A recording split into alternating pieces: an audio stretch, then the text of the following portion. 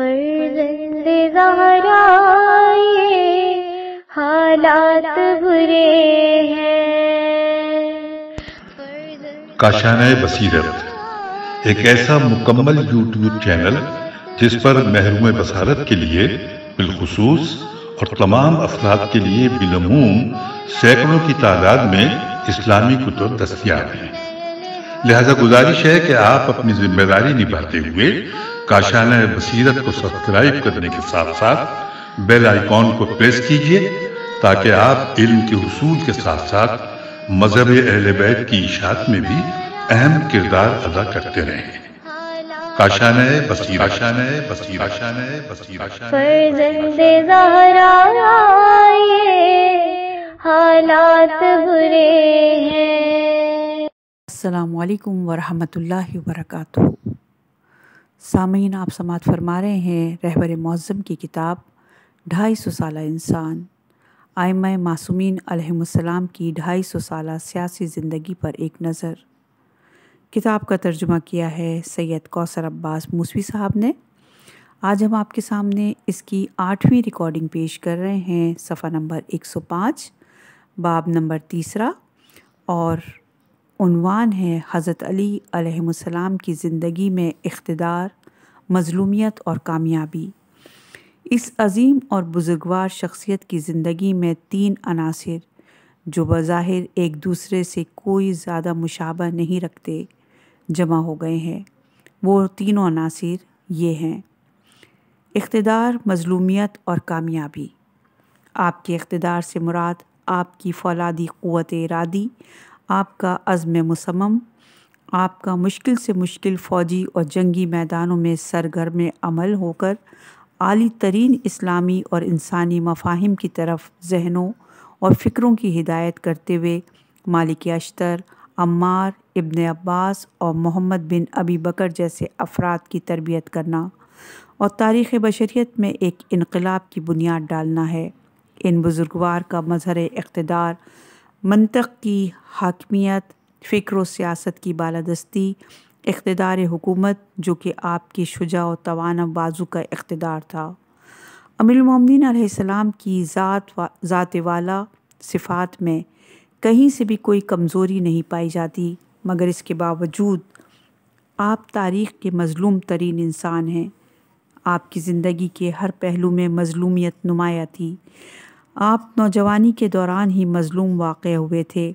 جوانی میں پیغمبر اکرم صلی اللہ علیہ وآلہ وسلم کی رحلت کے بعد سے مظلوم تھے، بڑھاپے میں مظلوم تھے، شہادت کے بعد بھی برسہ برس تک ممبروں سے آپ کو برا بلا کہا جاتا رہا، جھوٹی تہمتیں لگائی گئیں، یہاں تک کہ آپ کی شہادت بھی مظلومانہ تھی۔ تمام اسلامی آثار میں 2 شخصیات ایسی ہیں جن کو سار اللہ سے تعبیر کیا گیا ہے۔ البتہ فارسی زبان میں ہمارے پاس اس عربی لفظ سار کا مطلب متبادل نہیں پایا جاتا جس کو ہم پیش کر سکیں۔ عربی میں اس وقت لفظ سار استعمال ہوتا ہے جب کسی خاندان کا کوئی فرد ظلم و ستم کے ذریعے قتل کر دیا جاتا ہے اور مقتول کا خاندان خون بہا کا مالک ہوتا ہے، اسی کو سار کہتے ہیں۔ یہ خاندان خون بہا کا حق رکھتے ہیں۔ اگر اس کے معنی میں خون خدا کہیں کہا جاتا ہے تو یہ لفظ سار کی ایک ناقص اور بہت نارسا تعبیر ہے۔ اس کا مکمل مفہوم اس سے واضح نہیں ہوتا۔ تاریخ اسلام میں 2 لوگوں کا نام آیا ہے جن کے خون بہا کا حق خدا کو ہے۔ ان میں ایک امام حسین علیہ السلام اور دوسری شخصیت آپ کے والد گرامی امیر المومنین علی ابن ابی طالب ہیں۔ یاسار اللہ ابن سار، یعنی آپ کے والد بزرگوار کے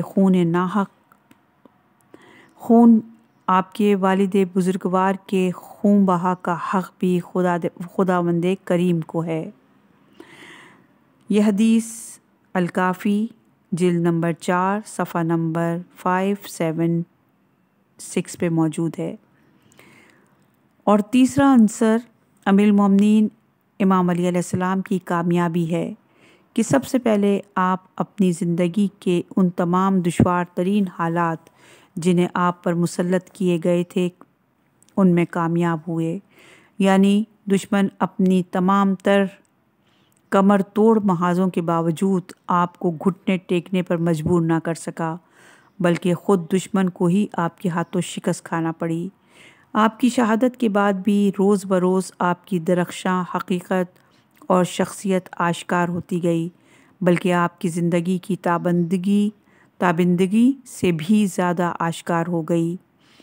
آج آپ دنیا پر نظر ڈالیں تو نہ صرف دنیا اسلام بلکہ پوری دنیا میں علی کے گن گانے والے موجود ہیں، یہاں تک کہ جو لوگ اسلام کو نہیں مانتے وہ بھی علی ابن ابی طالب کو تاریخ کی ایک درخشاں شخصیت کے طور پر قبول کرتے ہیں، اور یہ وہی درخشاں حقیقت ہے جس کی تابندگی آشکار ہوئی ہے۔ یہ وہ انعام ہے جسے اللہ تعالیٰ نے آپ کی مظلومیت کے صلے میں عطا فرمایا ہے۔ آپ کی وہ مظلومیت، آپ کا گلا گھونٹنے کی وہ کوششیں، آپ پر ناروا تہمتیں لگا کر خورشید کے چہرے کو دھندلا کرنے کی کوششیں، اور ان تمام چیزوں کے مقابلے میں آپ نے جس صبر و استقامت کا مظاہرہ کیا، آخر اللہ تعالیٰ کی طرف سے کچھ انعام تو ہوگا۔ آپ کے لیے اللہ کا انعام یہ ہے کہ آپ تاریخ بشریت میں کوئی ایسا چہرہ دکھا نہیں سکتے جو آپ سے زیادہ تابناک، درخشاں اور تمام لوگوں کے لیے قابل قبول ہو۔ شاید آج تک امیر المومنین علیہ السلام کے بارے میں لکھی گئی کتابوں میں سب سے زیادہ محبت آمیز اور عاشقانہ انداز کی کتابیں اکثر غیر مسلموں کی لکھی ہوئی ہیں۔ مجھے یاد ہے کہ 3 عیسائی مصنفین نے حضرت علی علیہ السلام کی مدح و ستائش میں جو کتابیں لکھی ہیں وہ واقعاً عاشقانہ انداز میں لکھی گئی ہیں۔ امیر المومنین علیہ السلام سے محبت اور عقیدت روز اول ہی سے شروع ہوئی، یعنی آپ کی شہادت کے بعد جب آپ کے خلاف جھوٹے پروپیگنڈے کا بازار گرم تھا، حکومت شام سے وابستہ صاحبان اقتدار اور ان کے پیروکار جن کے دلوں کا علی کی عدالت کی تلوار نے خون کر دیا تھا، وہ آپ کے خلاف سرگرم عمل تھے۔ آپ سے اظہار محبت کا آغاز اسی وقت سے شروع ہوا تھا۔ میں یہاں پر اس سلسلے میں ایک مثال آپ کی خدمت میں بیان کرنا چاہتا ہوں۔ جب انسان تاریخ کا مطالعہ کرتا ہے تو ان حقائق کو سمجھ سکتا ہے۔ خاندان زبیر میں سے سوائے مصعب بن زبیر کے سب لوگ علی سے بغض و عناد رکھتے تھے۔ مصعب بن زبیر ایک شجاع اور سخی آدمی تھا جس نے کوفہ میں حضرت مختار کے ساتھ جنگ کی اور بعد میں عبد الملک سے بھی جنگ لڑی۔ اس کے علاوہ آل زبیر کے تمام لوگ پشت در پشت حضرت علی علیہ السلام سے بغض و عناد رکھتے تھے۔ عبداللہ بن عروہ بن زبیر کے بیٹے نے اپنے باپ کے سامنے امیر المومنین علیہ السلام کی بدگوئی کی۔ جب لڑکے نے برا بھلا کہا تو اس کے باپ نے ایک جملہ کہا، اگرچہ وہ جملہ مکمل طور پر علی کے حق میں تو نہیں، مگر اس میں ایک اہم نقطہ موجود ہے جسے میں بیان کرنا چاہتا ہوں۔ وہ یہ ہے کہ عبداللہ اپنے بیٹے سے کہتا ہے، خدا کی قسم، دین نے جس چیز کی بھی بنیاد ڈالی، یعنی جس چیز کی بنیاد رکھی گئی، اہل دنیا نے لاکھ اسے مٹانے کی کوشش کی مگر اسے نہ مٹا سکے۔ اس کے کہنے کا مطلب یہ تھا کہ علی کو بدنام کرنے اور ان کے چہرے کو غبار آلود کرنے کی خواہ مخواہ کوشش نہ کرو، کیونکہ علی کے ہر کام کی بنیاد دین اور ایمان پر ہے۔ پھر مزید کہتا ہے، ذرا دیکھو کہ بنو مروان کی کس طرح ہر موقع پر منبر سے علی علیہ السلام کی عیب جوئی کرتے ہیں، مگر ان کی یہ عیب جوئی اور بدگوئی آپ کے درخشاں چہرے کو اور بھی روشن کرتی ہے، یعنی لوگوں کے ذہن میں ان کے اس عمل کا برعکس اثر پڑتا ہے۔ علی کے مقابلے میں بنو امیہ ہیں۔ بنو امیہ اپنے آباء و اجداد کی تعریفیں کرتے پھرتے ہیں، مگر وہ ان کی جتنی ستائش کرتے ہیں ان کے متعلق لوگوں کی نفرت مزید بڑھتی ہے۔ یہ باتیں تقریباً حضرت علی علیہ السلام کی شہادت کے کوئی 30 سال بعد کی ہیں، یعنی امیر المومنین علیہ السلام اپنی تمام تر مظلومیت کے باوجود اپنی زندگی میں بھی، تاریخ میں بھی اور لوگوں کے اذہان و افکار میں بھی کامیاب رہے ہیں۔ یہ حدیث نصر الدر جلد نمبر 3 صفحہ نمبر 186 پر موجود ہے۔ آپ علیہ السلام کی مظلومیت کے ساتھ آپ کی حکومت کا جو خاتمہ ہوا، اس کا خلاصہ یوں بیان کیا جا سکتا ہے کہ آپ کے دور حکومت میں، جس کی مدت 5 سال سے بھی کم ہے، 3 قسم کے لوگوں نے آپ کے مقابلے میں صف آرائی کی: قاسطین، ناقصین اور مارقین۔ اہل تشیع اور اہل سنت دونوں کی کتابوں میں امیر المومنین علیہ السلام سے یہ روایت نقل کی گئی ہے۔ آپ فرماتے ہیں کہ میں ناقصین، قاسطین اور مارقین کے ساتھ جنگ پر مامور کیا گیا ہوں۔ یہ حدیث بحار الانوار کی جلد نمبر 44 صفحہ نمبر 36 پر موجود ہے۔ یہ نام بھی آپ علیہ السلام نے خود ہی رکھے ہیں۔ قاسطین کے معنی ستمگر اور ظالم کے ہیں۔ عربی قاعدے کے لحاظ سے جب قسط مجرد استعمال ہوگا، جیسے قسطہ، یقسطو، یعنی جارا یجور، ظلمہ یظلمو، تو یہ ظلم کرنے کے معنی میں ہوگا، اور اگر یہی مادہ ثلاثی مزید اور باب افعال میں لیا جائے گا تو پھر عدل و انصاف کا معنی دے گا، جیسے اقسطا یقسطو، یعنی عدل و انصاف۔ لہٰذا اگر قسط کو باب افعال میں لے لیا جائے تو عدل و انصاف کے معنی میں ہوگا، اور اگر ثلاثی مجرد استعمال ہو، یعنی قسطا یقسطو، تو پھر اس کے خلاف معنی دے گا، یعنی ظلم و جور۔ یہاں قاسطین ظلم و جور کے معنی میں استعمال ہوا ہے، یعنی ستمگر اور ظلم کرنے والے۔ حضرت نے ان کا نام ظالم رکھا ہے۔ یہ لوگ کون تھے؟ یہ ان لوگوں کا گروہ تھا جنہوں نے مصلحتاً اور ظاہراً اسلام قبول کیا تھا، اور یہ لوگ علوی حکومت کو تو سرے سے مانتے ہی نہیں تھے۔ امیر المومنین علیہ السلام نے ان کے ساتھ جو کچھ بھی کیا، اس کا کوئی فائدہ نہیں ہوا۔ یہ لوگ شام کے گورنر معاویہ بن سفیان کے حمایتی لوگ تھے۔ ان کا اہم لیڈر معاویہ تھا، اس کے بعد مروان بن حکم، اور پھر ان کے بعد ولید بن عقبہ تھا۔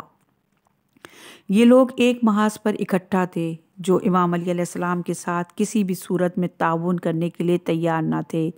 یہ بات بھی درست ہے کہ آپ کی حکومت کے آغاز ہی میں مغیرہ بن شعبہ، عبداللہ بن عباس اور دوسرے لوگوں نے امیر المومنین سے کہا تھا، اے امیر المومنین، انہیں کچھ عرصے کے لیے اپنے منصب اور حالات پر رہنے دیجیے، مگر حضرت نے ان کی اس رائے کو قبول نہیں کیا۔ اس وقت ان لوگوں نے سمجھا کہ شاید آپ کو سیاست نہیں آتی، لیکن بعد کے واقعات نے یہ ثابت کر دیا کہ آپ کو مشورہ دینے والے یہ لوگ خود بے خبر تھے، کیونکہ امیر المومنین علیہ السلام کچھ بھی کرتے، معاویہ آپ کو قبول کرنے کے لیے تیار نہ تھا۔ اس کی کھوپڑی میں وہ دماغ ہی نہیں تھا جو علوی حکومت کو قبول کر سکے، اگرچہ آپ سے پہلے والے ان میں سے بعض کو برداشت کرتے آئے تھے۔ معاویہ کے مسلمان ہونے سے لے کر امیر المومنین علیہ السلام سے جنگ کرنے تک کوئی 30 سال سے کچھ کم مدت کا عرصہ گزر گیا تھا۔ معاویہ اس کے حامیوں نے سالہ سال شام پر حکومت کی تھی اور لوگوں میں اثر و نفوذ پیدا کیا تھا اور اپنے لیے ایک مرکز بنایا تھا۔ اب وہ شروع کا دور نہیں تھا کہ انہیں نو مسلم کہہ کر روکا ٹوکا جاتا، بلکہ انہوں نے اپنی جگہ مستحکم کر لی تھی۔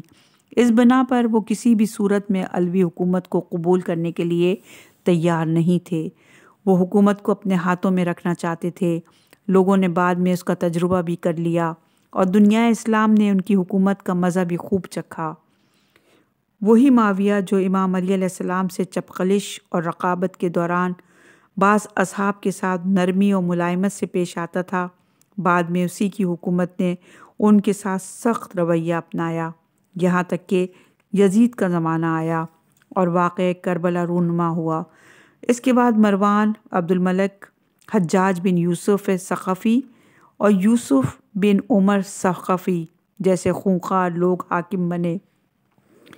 جو اسی حکومت اور امارات کا ایک تلخ نتیجہ تھا، یعنی یہی حکومتیں جن کے جرائم کے بیان سے تاریخ کانپتی ہے، جیسے حجاج کی حکومت اسی حکومت کا ثمرہ تھا جس کی بنیاد معاویہ نے رکھی تھی اور اس طرح کے کام کے لیے امیر المومنین علیہ السلام سے جنگ کی تھی۔ یہ تو ابتدا ہی سے معلوم تھا کہ ان لوگوں کا کیا ارادہ ہے اور کیا چاہتے ہیں، یعنی یہ لوگ دنیا پرستی، خود غرضی اور اپنی خواہشات پر مبنی ایک دنیاوی حکومت چاہتے تھے، جیسا کہ بنو امیہ کی حکومت میں لوگوں نے اس چیز کو اچھی طرح محسوس کیا تھا۔ البتہ میں یہاں کوئی عقیدے یا کلامی بحث نہیں کر رہا ہوں، بلکہ تاریخی حقائق آپ کے سامنے پیش کر رہا ہوں، اور یہ کوئی شیعہ تاریخ بھی نہیں بلکہ تاریخ ابن اسیر، تاریخ ابن قتیبہ وغیرہ سے ہے، جس کی اصل عبارتیں میں نے لکھی ہیں، اور یہاں میں نے جو لکھا یہ مسلمات تاریخ میں سے ہے جن میں شیعہ سنی اختلاف کی کوئی بات نہیں۔ دوسرا گروہ جس نے امیر المومنین علیہ السلام کے ساتھ جنگ کی وہ ناقصین تھے۔ ناقصین یعنی توڑنے والے لوگ، اور یہاں پر اس سے وہ لوگ مراد ہیں جو پہلے تو امام علی علیہ السلام کے ہاتھ بیعت کر چکے تھے لیکن بعد میں انہوں نے توڑ دیا۔ یہ لوگ مسلمان تھے اور اس سے پہلے والے گروہ قاسطین کے مقابلے میں اپنے ہی آدمی تھے، البتہ یہ ایسے تھے جو حکومت علی ابن ابی طالب کو اسی حد تک قبول کرنے کو تیار تھے جہاں تک خود ان کو اس سے خاطر خواہ فائدہ ملے، یعنی ان سے رائے لی جائے اور مشورہ لیا جائے، انہیں حکومتی سطح پر ذمہ داریاں دی جائیں، انہیں حاکم بنایا جائے، جو مال و ثروت ان کے ہاتھوں میں ہے اس کے بارے میں کوئی باس پرس نہ کی جائے، نہ پوچھا جائے کہ کیسے اسے حاصل کیا ہے۔ یہ گروہ امیر المومنین علیہ السلام کو خلیفہ، البتہ اس گروہ کی طرف سے یہ شرط تھی کہ ان مذکورہ چیزوں کے ساتھ کوئی سروکار نہیں ہونا چاہیے۔ یہ نہ کہا جائے کہ یہ مال و دولت کیوں جمع کیا ہے، کہاں سے اکٹھا کیا ہے، اسے کیوں کھا رہے ہو، کیوں لے جا رہے ہو، اور دیگر اس قسم کے سوالات نہیں ہونے چاہیے۔ لہٰذا پہلے تو ان کی اکثریت نے بیعت کی تھی، البتہ کچھ لوگوں نے بیعت نہیں کی، اور سعد بن ابی وقاص نے شروع ہی سے بیعت نہیں کی تھی، لیکن جب طلحہ اور زبیر اور دیگر بزرگ اصحاب آپ کی خلافت کو تسلیم کرتے ہوئے آپ کے ہاتھ پر بیعت کر چکے، لیکن 3-4 ماہ بعد انہوں نے دیکھا کہ اس حکومت کے ساتھ چلا نہیں جا سکتا، کیونکہ ان کے گمان میں یہ ایک ایسی حکومت تھی جو دوست اور آشنا کو نہیں جانتی تھی، جو اپنے لیے اور اپنے اہل و عیال کے لیے کسی امتیازی حق کو قائل نہیں ہے، جو اسلام لانے میں پہل کرنے والوں کے لیے کسی حق کی قائل نہیں ہے، اگرچہ سب سے پہلے اسلام قبول کرنے والے خود امام علی علیہ السلام ہیں۔ احکام الہی اور حدود کے اجراء میں کسی طرح کا کوئی لحاظ نہیں کیا جاتا۔ ان لوگوں نے جب ان چیزوں کو دیکھا تو کہا، نہیں جناب، اس آدمی کے ساتھ تو ہم نہیں چل سکتے۔ لہٰذا یہ لوگ آپ علیہ السلام سے الگ ہوئے اور جنگ جمل کے اس فتنے کو بھڑکا دیا جو حقیقت میں ایک فتنہ تھا۔ انہوں نے ام المومنین حضرت عائشہ کو بھی اپنے ساتھ ملا لیا۔ بہت سارے لوگ اس جنگ میں کام آ گئے، البتہ فتح و کامرانی امیر المومنین علیہ السلام کو ہی نصیب ہوئی، اور آپ نے معاملے کو صاف کر دیا۔ یہ بھی ایک دوسرا محاذ تھا جس نے ایک مدت تک امیر المومنین علیہ السلام کو مشغول کیے رکھا۔ تیسرا گروہ مارقین کا تھا۔ مارق یعنی گریز کرنے والا۔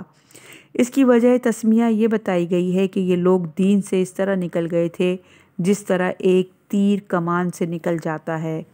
جب آپ تیر کو کمان میں رکھ کر پھینکتے ہیں تو وہ کمان سے باہر نکل جاتا ہے اور کمان سے گریزاں ہوتے ہیں، گریزاں ہوتے ہوئے اس سے دور ہو جاتا ہے۔ اسی طرح یہ لوگ بھی دین سے دور ہو گئے تھے، البتہ وہ ظواہر دین سے متمسک بھی تھے اور دین کا نام بھی لیتے تھے۔ یہ خوارج تھے۔ یہ ایسے لوگوں کا گروہ تھا جو اپنے کج فکری اور انحراف، جو ایک انتہائی خطرناک چیز ہے، کی بنیاد پر کاموں کو انجام دیتے تھے۔ وہ دین کو علی ابن ابی طالب علیہ السلام، جو مفسر قرآن اور علم کتاب کے حقیقی معلم بھی تھے، سے حاصل کرنے کے بجائے اپنے غلط سلط طریقوں سے حاصل کرتے تھے۔ البتہ ایسے لوگ ہر معاشرے میں پائے جاتے ہیں، لیکن ان کا ایک باقاعدہ گروہ کی شکل میں نمودار ہونے، یعنی آج کی اصطلاح میں ایک پارٹی کی شکل اختیار کرنے کے لیے سیاست کی ضرورت تھی، اور اس سیاست کے لیے وہ کہیں اور سے رہنمائی لیتے تھے۔ اہم بات یہ ہے کہ اس چھوٹے سے گروہ کے افراد کے سامنے جب آپ علیہ السلام کچھ کہتے تو فوراً قرآن مجید کی ایک لمبی سی آیت تلاوت کرتے تھے۔ کبھی یہ امیر المومنین علیہ السلام کی نماز سے جماعت کے درمیان آ جاتے تھے اور کنایتاً آپ کی طرف اشارہ کرتے ہوئے کوئی آیت پڑھتے تھے۔ آپ کے خطبے کے دوران کھڑے ہو جاتے تھے اور اشارے کنائے میں کوئی آیت تلاوت کرتے تھے۔ ان کا مشہور نعرہ لا حکم الا اللہ تھا، یعنی آپ کی حکومت کو قبول نہیں کرتے، ہم تو صرف خدا کی حکومت کو مانتے ہیں۔ یہ ایسے لوگ تھے کہ جن کا ظاہر ایسا تھا، لیکن ان کی پالیسیاں انہیں چلانے کا کام حکومت شام اور بزرگان قاسطین یعنی عمرو و عاص اور معاویہ انجام دیتے تھے، اور وہیں سے ہی انہیں سیاسی طور پر ہدایات ملتی تھیں، کیونکہ ان لوگوں کے آپس میں روابط تھے، جیسا کہ مختلف قرائن اس بات پر دلالت کرتے ہیں کہ اشعث ابن قیس مارقین کا سردار اور ایک بے ایمان شخص تھا، اور کچھ کمزور عقیدہ رکھنے والے بیچارے اور کمزور افراد اس کے پیچھے چل پڑے تھے۔ پس جس تیسرے گروہ سے امیر المومنین علیہ السلام کو سامنا کرنا پڑا وہ مارقین کا تھا۔ البتہ آپ کو اس گروہ کے مقابلے میں بھی کامیابی ملی اور جنگ نہروان میں آپ نے انہیں زبردست شکست دی، لیکن معاشرے میں ان کا وجود باقی رہا اور آخرکار انہی کے ہاتھوں امیر المومنین کو جام شہادت نوش کرنا پڑا۔ خوارج کی پہچان میں غلطی نہیں کرنی چاہیے۔ بعض لوگ خوارج کو خشک مقدسوں سے تشبیہ دیتے ہیں، حالانکہ ایسا نہیں ہے۔ بحث مقدس مآب یا خشک مقدس کی نہیں ہے، کیونکہ مقدس مآب لوگ تو کسی گوشے میں بیٹھ کر نمازوں اور دعاؤں میں مشغول رہتے ہیں، لیکن خوارج ایسے لوگ نہیں تھے، بلکہ یہ ایسے لوگوں کا ایک گروہ تھا جو فتنہ و فساد کو بھڑکاتا، بحران پیدا کرتا اور لڑنے جھگڑنے کے لیے میدان میں کود پڑتا تھا، اور امیر المومنین جیسی عظیم شخصیت سے جنگ کے لیے تیار تھا۔ البتہ اس گروہ کے اس کام کی بنیاد غلط تھی، ان کی جنگ غلط تھی، اس کے اسباب غلط تھے اور ہدف باطل تھا۔ یہ وہ تین گروہ تھے جن کے ساتھ امیر المومنین علیہ السلام نے جنگ کی، اور ان جیسے لوگوں سے امام علی علیہ السلام کو سامنا کرنا پڑا۔ پیغمبر اکرم صلی اللہ علیہ وآلہ وسلم کی حیات مبارکہ، آپ صلی اللہ علیہ وآلہ وسلم کی حکومت اور امیر المومنین علیہ السلام کے دور حکومت میں جو خاص فرق تھا وہ یہ تھا کہ نبی اکرم صلی اللہ علیہ وآلہ وسلم کی حیات طیبہ میں محاذ معین تھا، ایک طرف ایمان کا محاذ تو دوسری طرف کفر کا محاذ۔ یہاں تک کہ منافقین کا تعلق ہے تو ان کے بارے میں مسلسل آیات قرآنی لوگوں کو خبردار اور ہوشیار کرتی رہتی تھی اور ان کی نشاندہی کرتی تھیں اور ان کے مقابلے میں مومنین کو قوت فراہم کرتی تھیں اور ان منافقین کو نفسیاتی طور پر کمزور کرتی تھیں۔ یعنی پیغمبر اکرم صلی اللہ علیہ وآلہ وسلم کے دور حیات اور نظام اسلامی میں ساری چیزیں واضح تھیں، صفیں معین تھیں اور ایک دوسرے کے مقابلے میں کھڑی تھیں۔ کوئی نظام کفر، طاغوت اور جاہلیت کی صف میں موجود تھا تو کوئی ایمان، اسلام، توحید اور معنویت کی صف میں تھا۔ البتہ اس دور میں ہر طرح کے لوگ موجود تھے، مگر صفیں مشخص اور معین تھیں۔ لیکن امیر المومنین علیہ السلام کے دور میں مسئلہ یہ تھا کہ صفیں واضح نہیں تھیں، کیونکہ دوسرے گروہ یعنی ناقصین میں ایسے افراد موجود تھے جن کا شمار جانے پہچانے لوگوں میں ہوتا تھا، جنہیں دیکھ کر لوگ شک و تردد کا شکار ہو جاتے تھے، جیسے زبیر و طلحہ وغیرہ۔ یہ زبیر وہ شخص تھا جس کا شمار آپ کے دور میں اکابر صحابہ اور اہم شخصیات میں ہوتا تھا، اور وہ آپ کے پھوپھیزاد بھائی اور آپ کے قریبی لوگوں میں سے تھا۔ یہاں تک کہ پیغمبر اکرم صلی اللہ علیہ وآلہ وسلم کی وفات کے بعد بھی اس کا شمار ان لوگوں میں سے ہوتا تھا جنہوں نے امیر المومنین علیہ السلام کا دفاع کرتے ہوئے سقیفہ کے اجتماع پر اعتراض کیا تھا۔ جی ہاں، ہر ایک کی قسمت کا فیصلہ اس کا آخری انجام کر دیتا ہے۔ خدا ہم سب کی عاقبت بخیر کرے، آمین الہی آمین۔ کبھی کبھار دنیا طلبی، مختلف حالات اور دنیا کے رنگ برنگے جلوے انسان پر اثر انداز ہوتے ہیں اور بعض شخصیات کے اندر ایسی تبدیلیاں پیدا کرتے ہیں کہ انسان عوام تو عوام، خواص کے بارے میں بھی شک و تردد کا شکار ہو جاتا ہے۔ اس لحاظ سے واقعاً یہ بہت سخت دور تھا۔ جن لوگوں نے امیر المومنین علیہ السلام کا ساتھ دیا اور دشمن کے مقابلے میں اٹھ کھڑے ہوئے اور دشمن سے جنگ کی تھی، انہوں نے واقعاً بہت ہی بصیرت اور سمجھداری کا مظاہرہ کیا تھا۔ میں نے حضرت علی علیہ السلام کی ایک روایت بیان کی ہے۔ آپ فرماتے ہیں، پرچم ولایت اہل بصیرت اور صبر رکھنے والوں کے علاوہ کوئی دوسرا اٹھانے کی قابلیت ہی نہیں رکھتا۔ یہ نہج البلاغہ کا خطبہ نمبر 173 ہے۔ لہٰذا پہلے مرحلے میں سمجھداری اور بصیرت کی ضرورت ہے، کیونکہ ظاہر ہے کہ ایسے لوگوں کے غلط رویوں کے مقابلے میں جو اسلام کے داعی بھی تھے اور امیر المومنین علیہ السلام سے جنگ بھی کرتے اور بے بنیاد اور غلط باتیں بھی کرتے تھے، امیر المومنین علیہ السلام کی مشکلات اور مسائل کا بخوبی اندازہ لگایا جا سکتا ہے۔ صدر اسلام میں بھی بہت سی غلط سوچ اور افکار زیر بحث لائے جاتے تھے، لیکن ان کے مقابلے میں فوراً ہی قرآن کی آیت نازل ہوتی اور ایسے افکار کو واضح طور پر رد کر دیتی تھی، چاہے وہ مکی دور ہو یا مدنی۔ آپ غور کیجئے کہ سورہ بقرہ میں جو ایک مدنی سورہ ہے، جب انسان اس پہ غور کرتا ہے تو اسے معلوم ہوتا ہے کہ اس کی زیادہ تر آیات پیغمبر اکرم صلی اللہ علیہ وآلہ وسلم کا یہودیوں اور منافقین کے ساتھ مقابلہ اور اسلام کے خلاف ان کی ریشہ دوانیوں کو بے نقاب کرتے ہوئے ان کی جزیات تک کو بیان کرتی ہیں۔ یہاں تک کہ اس وقت مدینے کے یہودی پیغمبر اسلام صلی اللہ علیہ وآلہ وسلم کو روحانی اذیت پہنچانے کے لیے جو طریقہ کار اختیار کرتے تھے، قرآن مجید اسے بھی یہاں بیان فرماتا ہے، جیسا کہ ارشاد الہی ہے سورہ بقرہ کی آیت نمبر 104 میں، اے ایماندارو، تم رسول کو اپنی طرف متوجہ کرنا چاہو تو ہماری رعایت کیجیے نہ کہا کرو، بلکہ ہم پر توجہ فرمائیے کہا کرو۔ اس طرح کی اور باتوں کو بھی بیان فرماتا ہے۔ مثلاً سورہ اعراف ایک مکی سورہ ہے، اس میں مفصل گفتگو کرتے ہوئے خرافات اور توہمات سے جنگ کی ترغیب دیتا ہے۔ چنانچہ حقیقی محرمات کو گوشت کے انواع و اقسام کے مقابلے میں حلال و حرام قرار دینا اور حقیقی محرمات کو بیکار اور ہیچ سمجھنے پر بات کی گئی ہے۔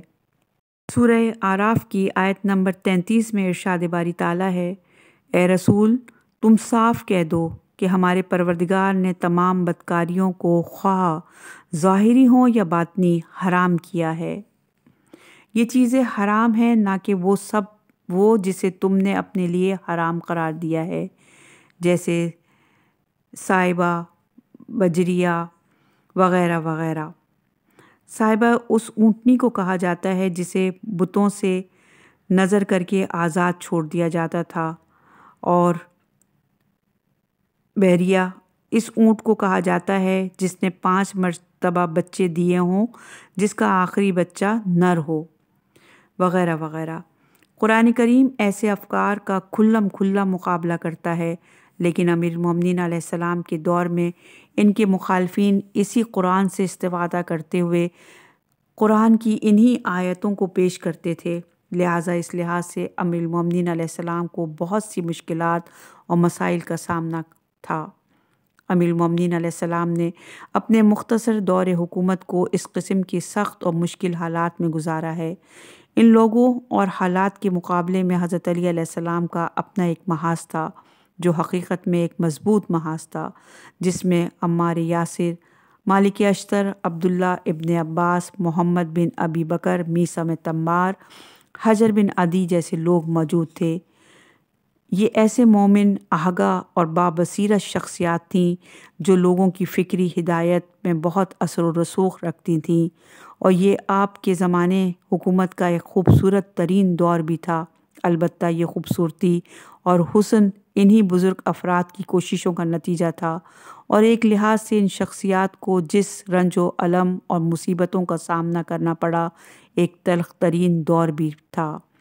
یہ تاریخ کا وہ منظر ہے کہ ان حضرات نے کوفہ اور بصرہ کا رخ کیا جب طلحہ و زبیر اور ان جیسے لوگوں نے صف آرائی کرتے ہوئے بصرہ پر قبضہ کر لیا اور وہ کوفے کی جانب پیش قدمی کر رہے تھے، تو امیر المومنین علیہ السلام نے امام حسن علیہ السلام اور بعض دیگر اصحاب کو روانہ فرمایا۔ انہوں نے ان لوگوں سے جو مذاکرات کیے، مساجد میں لوگوں کے اجتماعات سے جو خطاب کیے، لوگوں سے مناظرے کیے، وہ سب صدر اسلام کی تاریخ کے پرمغز، حسین و زیبا اور ہیجان انگیز آثار میں شمار ہوتے ہیں۔ آپ ملاحظہ کیجئے کہ امیر المومنین علیہ السلام کے دشمنوں نے جن شخصیات پر سب سے زیادہ حملہ کیے ہیں وہ یہی حضرات تھے۔ مالک اشتر، عمار یاسر، محمد بن ابی بکر کے خلاف سب سے زیادہ سازشوں کے جال پھیلائے گئے، اور ان تمام لوگوں کے خلاف بھی جو شروع دن سے امیر المومنین علیہ السلام کے ساتھ تھے اور اپنے اخلاص و ایمان اور محبت کا امتحان دے چکے تھے، اور اپنی بصیرت اور قوت ایمانی کو عملاً ثابت کر چکے تھے، ان کی جانب دشمن کی طرف سے انواع و اقسام کے بہتانوں اور تہمتوں کے تیر پھینکے جاتے تھے، اور دشمن ان کے جان کے در پہ ہوتے تھے۔ اس لیے ان میں سے اکثر لوگ شہید کر دیے گئے۔ عمار یاسر جنگ صفین میں شہید ہوئے، جبکہ مالک اشتر اور محمد بن ابی بکر شامیوں کی سازشوں کے ذریعے شہید ہوئے، اور جو حضرات باقی بچے تھے وہ بھی بعد میں انتہائی بے رحمانہ اور صفاقانہ طریقوں سے شہید کر دیے گئے۔ یہ تھی امیر المومنین علیہ السلام کی زندگی اور آپ کے طرز حکومت کے متعلق چند باتیں۔ اگر ہم اس کا خلاصہ کرنا چاہیں تو یوں کہہ سکتے ہیں کہ آپ علیہ السلام کی حکومت ایک مقتدر، مستحکم اور کامیاب حکومت ہونے کے ساتھ ساتھ ایک مظلوم حکومت بھی تھی۔ امیر المومنین علیہ السلام نے اپنے زمانے میں بھی دشمنوں کو گھٹنے ٹیکنے پر مجبور کیا، اور اپنی مظلومانہ شہادت کے بعد بھی تاریخ میں ایک مشعل کی طرح ہمیشہ روشن رہے۔ البتہ اس دوران آپ علیہ السلام کے دل کو خون کر دینے والے حادثات، آپ علیہ السلام کی محنتیں، مشقتیں اور واقعات بھی تاریخ کا حصہ ہیں۔